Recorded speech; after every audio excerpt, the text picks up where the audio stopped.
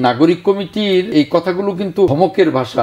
এই ধরনের বেফাঁস মন্তব্য জাতীয় ঐক্যকে নষ্ট করবে। এই ধরনের বেফাঁস মন্তব্য মনে হতে পারে জনগণের কাছে না যে তারা তাহলে ক্ষমতার স্বাদ পেয়ে গেছে আর ক্ষমতা ছাড়তে চায় না। জাতীয় নাগরিক কমিটি তারা বলছেন শেখ হাসিনা এবং আওয়ামী লীগের বিচারের আগে যেসব রাজনৈতিক দল নির্বাচন দাবি করবে তাদের জাতীয় শত্রু ঘোষণা করা হবে। জাতীয় নাগরিক কমিটি বা আপনি সার্জিজ আলমের কথা বললেন, তাদের ওই কমিটির সদস্য, হ্যাঁ, তাদের এই বক্তব্য কিন্তু অবশ্যই জাতীয় ঐক্যকে বিনষ্ট করতে পারে। এটা কি এই মন্তব্যগুলো কিন্তু আমি মনে করি যে করা অবশ্যই সঠিক নয়। কারণ আমরা এর আগে গত 15 বছর এই ফ্যাসিস্ট সরকারের বিরুদ্ধে যখনই অবাধ এবং নিরপেক্ষ নির্বাচনের কথা বলতাম, গণতন্ত্রের কথা বলতাম, তখনও কিন্তু ফ্যাসিস্ট সরকার এই ভাষায়, এই ধমকের ভাষায় কথা বলতো। আর এই নাগরিক কমিটির মানে এই কথাগুলো কিন্তু অনেকটা সেরকম ধমকের ভাষা।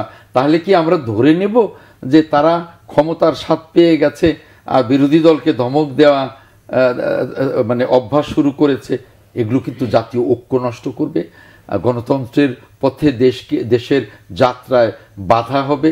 এই ধরনের বক্তব্য না দেওয়ার জন্যে আমি অনুরোধ করব এবং সতর্ক থাকার অনুরোধ করব। আমি এটা বলবো যে নির্বাচনের দাবি করা, নির্বাচনের পথে দেশকে নিয়ে যেতে চাওয়া, এটা তো গণতন্ত্রের চাওয়া, এটা তো জনগণের চাওয়া। এই চাওয়াটা নিয়েই তো গত 15 বছরে রাজপথে আমরা বিএনপি সহ সমমনা রাজনৈতিক দলগুলো রক্ত দিয়েছি, গুম হয়েছি, খুন হয়েছি। 60 লক্ষ নেতাকর্মী বিএনপির হামলা মামলায় জর্জরিত ছিল, পর্যুদস্ত ছিল। আবার কি আমাদের এই নির্বাচনের জন্য আবারও রাজপথে যেতে হবে? সেটা তো চাইনি। এবং সেজন্যেই আমরা এই অভ্যুত্থানের সকল শক্তি একত্রিত হয়েই তো আমরা জাতীয় ঐক্য গড়েছি। কাজেই এই ধরনের বেফাঁস মন্তব্য জাতীয় ঐক্যকে নষ্ট করবে। এই ধরনের বেফাঁস মন্তব্য মনে হতে পারে জনগণের কাছে না যে তারা তাহলে ক্ষমতার স্বাদ পেয়ে গেছে আর ক্ষমতা ছাড়তে চায় না, তাড়াতাড়ি নির্বাচন হোক, এটাও তারা চায় না। যখন তারা নির্বাচিত হওয়ার মতো অবস্থা তৈরি হবে তখনই তারা নির্বাচনের জন্য সমর্থন করবে। এটা তো অত্যন্ত মানে অগ্রহণযোগ্য কথা। আর শেখ হাসিনার বিচার তো আপনি 6 মাসেও করতে পারেন, আবার 26 বছরও লাগাতে পারেন। এটা তো কোনো নির্দিষ্ট সময়সীমার বিষয় না।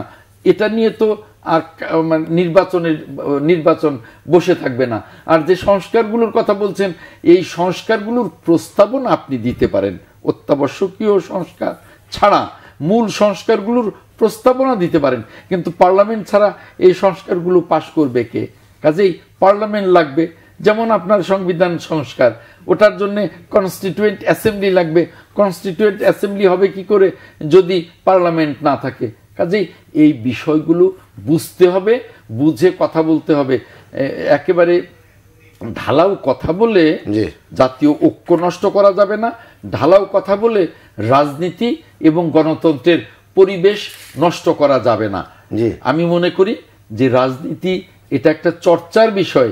এখানে হঠাৎ করে কিন্তু গজিয়ে ওঠার কোনো বিষয় না, এটা চর্চা করতে করতেই এগিয়ে যেতে হবে।